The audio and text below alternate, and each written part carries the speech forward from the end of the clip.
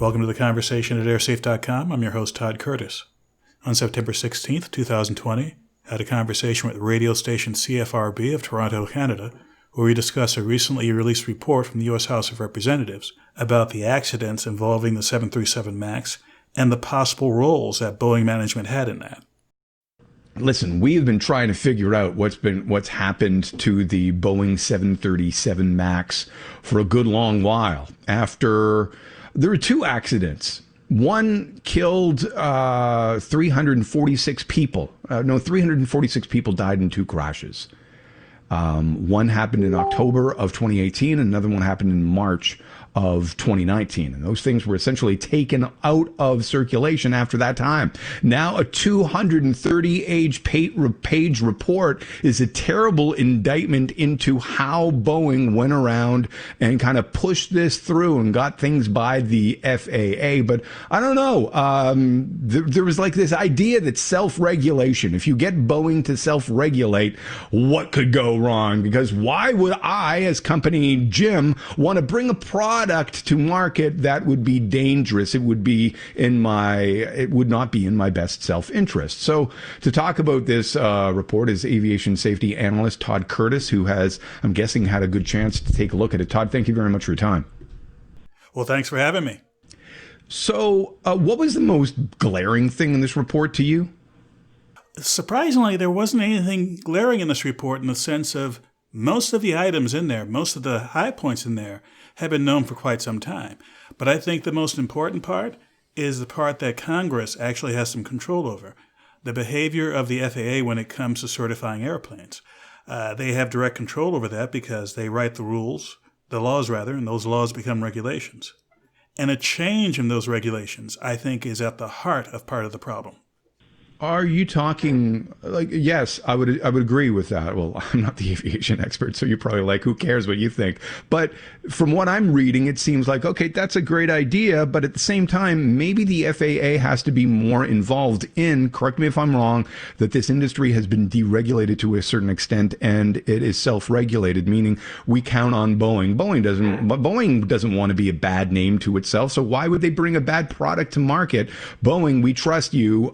So we trust what you say, but maybe that's not the way it should work. Having been within the Boeing system, I was a Boeing engineer for a number of years in the safety engineering department and worked on several projects, including the 777. It's my feeling, it's my belief that my professional colleagues have no intention of having a shoddy product out there. They have pride in their work, and we realize, myself included, that the work we do today as engineers might be out there in the field for 20, 30, 40, or 50 years, long after we're no longer with the company. So there's a point of professional pride of making sure that this is good stuff that we have out there. Now, that said, one of the more worrying changes that happen in the industry, not just with Boeing, but with the industry as a whole, is a move to allow the companies that make the product have more say over approving engineering changes. Specifically, there is a layer of management that is put between the FAA and the designated people at Boeing who were supposed to be the watchdogs for the FAA that didn't exist 25 years ago when I was there. So, and Boeing was able to, you might not use these words, but manipulate them to say, basically, yeah, there look like there are some glitches, but they're not really serious problems. Is that fair? Well, it's unclear at this point whether there is any sort of manipulation going on like that. Now, there are several investigations ongoing, one with the government of Ethiopia, another with the government of Indonesia, and of course, direct participation by the FAA and the NTSB over these past crashes. But there's a broader issue here, and this congressional report is part of it. Accidents tend to be a combination of several things, and these two accidents were no different. Now, there was a role that was played with the engineering approval process. How directly that role affected the accidents is unclear. But what is clear is that there has been a change in that role, and there's some legitimate questions as to whether Boeing or the FAA or both have got to change how they do business in order to do business better in the future. The allegation, or what some people are taking away from this report, is that Boeing was in a huge race with Airbus to get this to market really quickly, and that they attempted to minimize both regulatory testing and pilot training required by the new Max. So do you think that lies more on the FAA or on Boeing? Because that sounds like something maybe a company would want to do if they're interested in getting something to market. The general conditions you stated, that there is a commercial sort of competition with their adversaries to get something to market, that's part of the business. It has been part of the business for decades.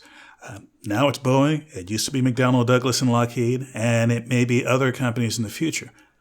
Commercial aviation is just that. Commercial. There's a commercial reality. Part of that reality is offer products and services, get them to the market, and make a profit. Now, has profit taken a front seat to safety? Have people systematically and organizations systematically shortchanged safety in order to make a dollar? That is something I don't think has been proven at all by this report. And although I can't say anything about individual motivations because human beings are wildly divergent in how they approach things, I can say there are systems in place, some of them regulatory, some of them legal, some of them professional, that keep that from coming to the forefront. I believe that's still the case here, but again, this is an ongoing process. Sure. I'm short on time, but from what I'm reading, it found that Boeing had kind of successfully nudged or persuaded the FAA not to qualify this anti-stall system as safety critical, so to speak, meaning that many pilots didn't even know that it existed. And that might have been the huge crux of the problem. Is that fair to say? And that would sound like that would be on Boeing. That would be a very fair thing to say, in that there were some issues with the system that's at the heart of the two accidents that had the potential for a very catastrophic event. But the argument was the likelihood is low, and pilots, the average pilot, is good enough to catch this should it happen. Well, those are two assumptions that turn out not to be true. Yeah.